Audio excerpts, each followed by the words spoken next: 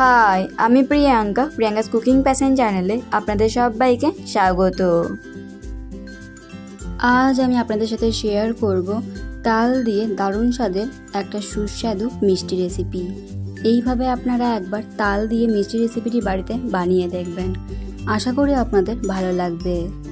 আপনাদের কাছে আমার অনুরোধ রইল ভিডিওটি প্রথম থেকে শেষ পর্যন্ত দেখার জন্য। তাহলে চলুন দেরি না করে শুরু করা যাক আমার আজকের এই রেসিপিটি। সবার প্রথমে এখানে আমি গ্যাসের মধ্যে কড়াই বসিয়ে দিয়েছি।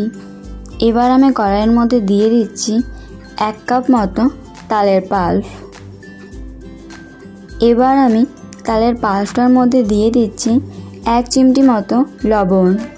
খুব বেশি লবণ দেওয়ার দরকার নেই। এবার আমি এটাকে একটু ভালোভাবে নাড়াচাড়া করে নেব।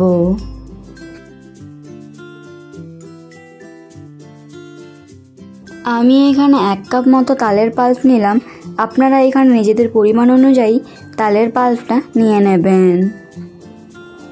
এই তালের পাল্পটাকে কিন্তু একটু ভালোভাবে ফুটিয়ে নিতে হবে। কিছু সময় ধরে তালের পাল্পটাকে আমি ভালোভাবে ফুটিয়ে নিলাম। এবার আমি এখানে যে কাপটা মেপে 1 কাপ তালের পাল্প নিয়েছিলাম, সেই কাপটা মেপেই আমি এখানে 1 কাপ জল দিয়ে দিলাম। এবার আমি জলের সাথে তালের পাল্পটাকে ভালোভাবে মিশিয়ে নেব। আপনারা এখানে জলের পরিবর্তে দুধও ব্যবহার করতে পারেন। আবারও আমি সব কিছুকে একসাথে ভালোভাবে ফুটিয়ে নেব। দেখুন এটা এখন কত সুন্দর ফুটে উঠেছে। এভাবেই কিন্তু একটু নাড়াচাড়া করে নিতে হবে, নয়তো কড়াইয়ের নিচে ধরে যেতে পারে। এবার আমি 1 হাত দিয়ে এইভাবে নাড়াচাড়া করতে থাকবো, আর 1 হাত দিয়ে দিয়ে দিচ্ছি 1/2 কাপ মতো সুজি।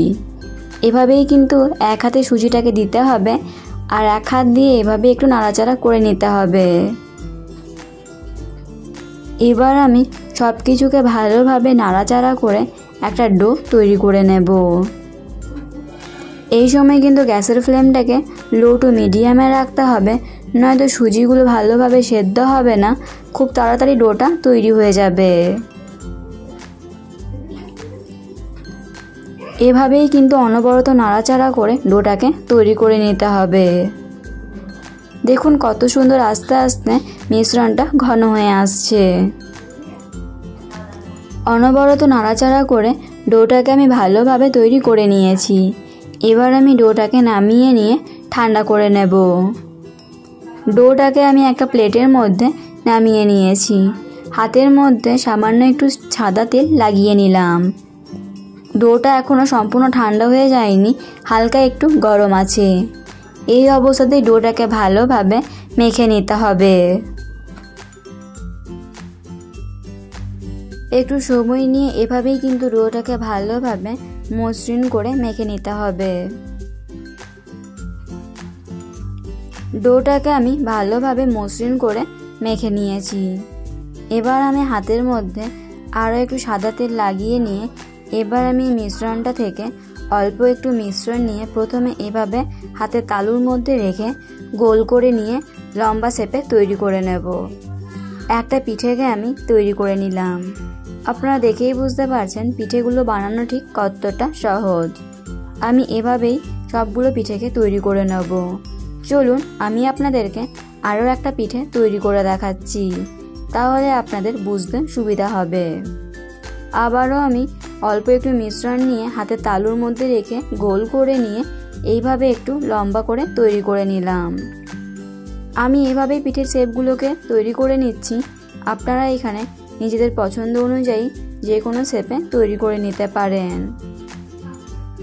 আমরা সাধারণত যেভাবে চুষি পিঠে বানিয়ে থাকি সেভাবেই আমি এই পিঠের শেপগুলোকে দিয়ে দিচ্ছি।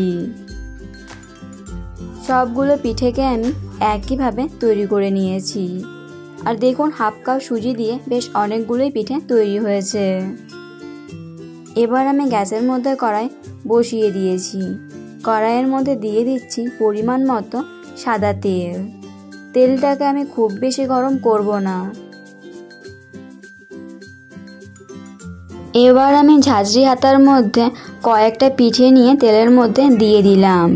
একসাথে কিন্তু খুব বেশি পিঠেগুলোকে ভাজবার দরকার নেই, তাহলে কিন্তু একটার সাথে একটা পিঠে লেগে গিয়ে ভেঙে যেতে পারে। এবার আমি এই পিঠেগুলোকে হালকা একটু নাড়াচাড়া করে দিচ্ছি।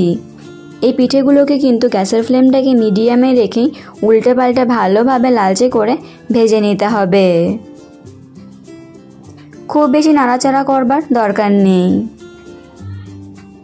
এই পিঠেগুলো ভাজতে কিন্তু খুব বেশি সময়েরও প্রয়োজন পড়ে না। পিঠেগুলোকে উল্টে পাল্টে আমি ভালোভাবে দু পিঠই ভেজে নিয়েছি।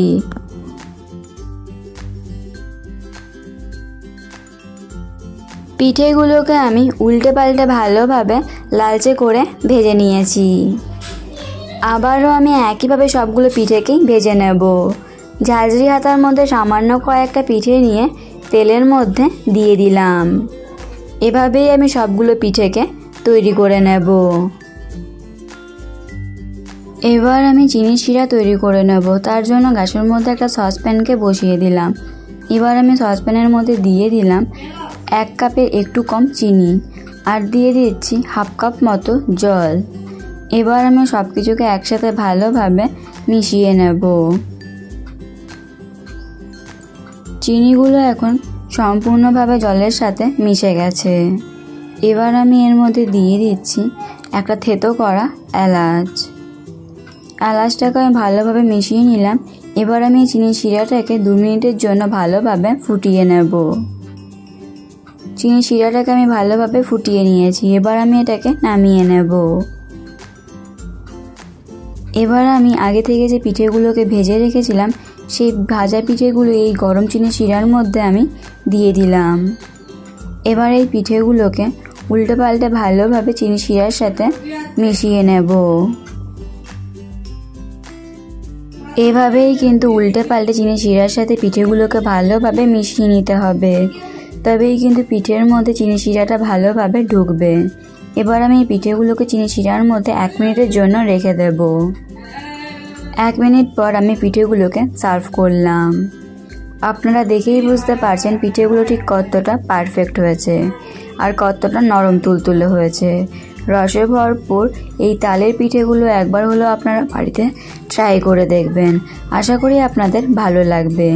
এই রেসিপিটি আপনাদের কেমন লাগলো অবশ্যই কমেন্ট করে জানাবেন। ভালো লেগে থাকলে লাইক এবং শেয়ার করবেন। এরকমই নতুন নতুন ভিডিওর আপডেট পাওয়ার জন্য প্রিয়াঙ্কাস কুকিং প্যাশন চ্যানেলটিকে সাবস্ক্রাইব করতে ভুলবেন না।